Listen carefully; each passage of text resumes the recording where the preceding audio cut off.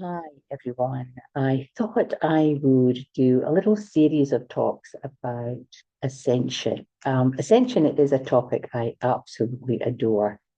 I think for myself, I was living a life in automatic pilot. I was emotionally detached, just existing from day to day. And it wasn't until my 30s that I started dealing with emotions. I started working more holistically on myself and creating a holistic practice. And then Ascension work came in from that. And I think the reason Ascension is important to me, it's a question I get asked by my clients. What is my purpose? What am I here to do? And when I say this phrase, which I use all of the time, they're quite disappointed, but it's the truth as as far as I'm concerned. And the reason that we're here, the purpose of us being here is to become the best version of who we are right now. We can do that every day in very small increments. It's not about throwing the baby out with the bathwater. It's about just negotiating the challenges on a day by day basis and responding to them in a different way. That is Ascension. Ascension is a theory, a process, a philosophy that's been out there for eons of time, both in religious texts, in spiritual texts, in philosophical texts. And they're all saying the same thing. It's about achieving enlightenment. It's about expanding your consciousness aware from this sort of minutia, this myopic vision of your world, this very singular process of just looking at what's in front of you, to lifting your head up and seeing what's around you. What can we encompass and embrace in our life that enriches me and helps me become a better person? I think one of the key things about Ascension is it's your individual journey. There's no time frame. We don't have to get from A to B to C to D. In some texts, if we think about Joshua Stone, there are X amount of initiations, and we have to go through all of these initiations to get true enlightenment. Anna Cooper has something very similar in her A Little Light on Ascension. But there's no time frame. For me, it was my mid-30s. That's when I started. I'm in my early 60s now, and I'm still trying to evolve into the best version of who I am. There's no end point, really. I think we can always just add a little bit more light to our life. But a soul's evolution is moving towards greater wisdom, compassion, and unity with all life.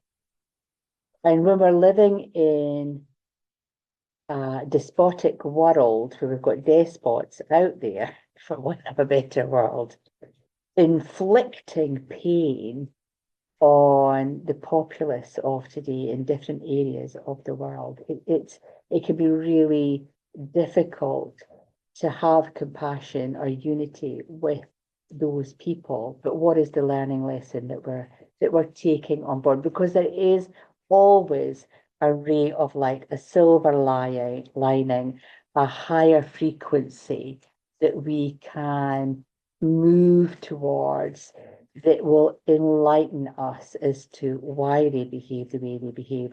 Or we go, well, that's how they're behaving. We're not going to behave like that. We're going to take the higher road.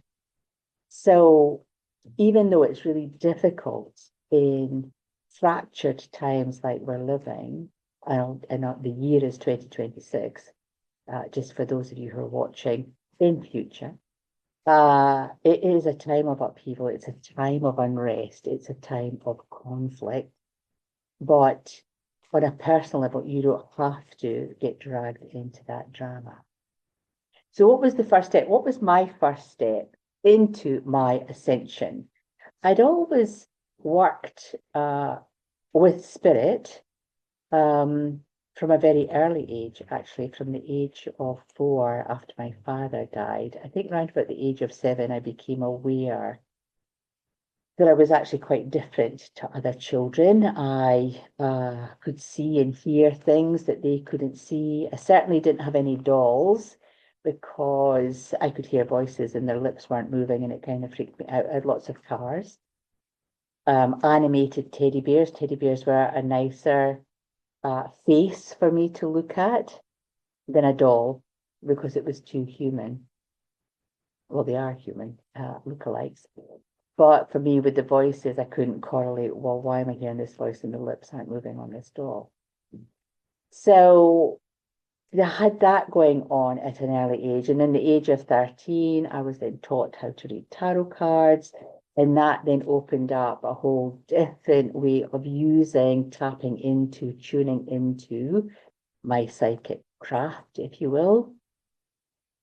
And then through my 20s, I think I just was in autopilot through my 20s, career progression, blah, blah, blah, blah, blah, moved on, met my husband, got married, all of that sort of thing.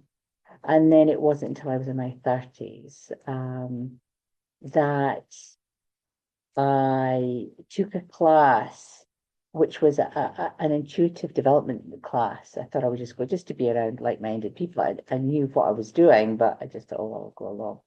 And there was a lady there. She said, oh, you need to come and see me. And I'm just like, yeah, well, whatever. I don't think so. Anyway, I booked a session for my husband with her. He could go when I'd paid for it. I thought, well, I'll be as well going. And that was that start. That's when I was introduced to Reiki healing. I was then attuned to Reiki, and suddenly I exposed myself to all of these emotional debris that was lying within me, and I had to just deal with it. So everything that I'd buried for all of that time, I had to actually deal with it because it was so exposed. So that was my first step into Ascension, because Ascension begins with the recognition for the need for personal transformation and a desire to seek meaning beyond material existence. And I think Reiki 1 was a magical door for me. It took me a year just to come to terms with the memories, the thoughts and feelings that were all exposing themselves, coming up. It was definitely that first step, awakening into self-reflection, questioning your beliefs, cultivating mindfulness, embracing practices like meditation, prayer, contemplation, and just really trying to find that clarity of who I had become, who I was then, not who I was in the past, because the past is the past and we can't change it. But we can forgive ourselves for our past behaviors. We can forgive those who were also, in our past, when we move into our future. So I did all of that. As the journey unfolded, certainly for myself, the soul learns to release attachments and patterns that no longer sort of served my growth. It didn't matter what I did. I was an area manager at that point in time. I had a company car. It was relatively successful. Flying here, there, and everywhere, traveling up and down, living in hotels, which actually isn't glamorous. It's a very lonely life, to be honest. But it didn't define me. That was the key thing. And I had a friend who would actually introduce me as, this is my friend, she's an area manager. And I actually began to notice this. And I'd done my Reiki 1 by that point, and I'm like, well, actually, my name is Phyllis Brown. That's actually who I am. But for her, it was about what I did. It wasn't actually about who I was as a person, because that made her feel better. So I would actually just jump in and just introduce myself before she could get the word area manager out there. And she challenged me on that. Why don't you say that you're an area manager? And I told her it's not really important. It's what I do. It isn't actually who I am. I actually am Phyllis Brown. That's who I am. So that whole aspect of really letting go of attachments to titles, to things, to actions, thoughts and acts of kindness and forgiveness, openness to new perceptions, changing your perception, changing your belief systems. That will then allow the soul to gradually prepare itself for a higher level of consciousness, a higher frequency, a higher vibration. It lays the foundation for a deeper spiritual connection, and it furthers us on the ascension. So I would hope that you can take some time right now to look at your own space and time. Are you in a place of ascension? Do you feel that you are detaching from things that would normally identify you, like my job title, and just step aside from that and actually come back to say, well, actually, this is who I am. This is what I believe in. This is what I like. Because the objects around you are just objects. They aren't you. They're just symbols. Some of them are symbols of success. I think for myself in my house, I actually don't have any ornaments, but what I do have on display are gifts from other people. So my house is filled with lots of treasured memories and beautiful gifts. People who come into my house wouldn't necessarily know that. The plant behind me, just I'll do it that way, this one up here, is a gift, a Christmas gift. And it's flourishing, and I really love it. The crystal behind me, the big purple one, is a gift to myself, actually, but it's actually my husband's crystal. That's his favorite. So, I don't have a house full of stuff. What I do have is a house full of beautiful memories. There's thought and feeling attached to anything that's on display in my home.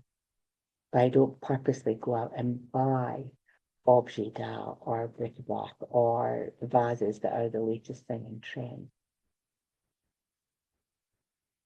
So I want you to think about your life. Have a look around. Have a look around and look at the things that you are attached to. And do you need to be attached to them? Is it time to let that go, that event, that person, that phase in your life? Have you outgrown it? That is the start of your ascension, and it's exciting. Reiki 1 is an amazing way to start your ascension path, because that's what it's all about. Level 1 is the Shoden is all about your physical environment, everything around you, everything around you. And that's when Reiki 1 students go home and they just start decluttering, because it doesn't actually mean anything, or it has lost its meaning. So I hope you've enjoyed this little video clip on Ascension number 1. Come back and we'll go on to Ascension part 2. But until the next time, thank you for joining me. It's Phyllis Brown here on the Good Vibrations podcast and Substack. Until the next time, bye for now.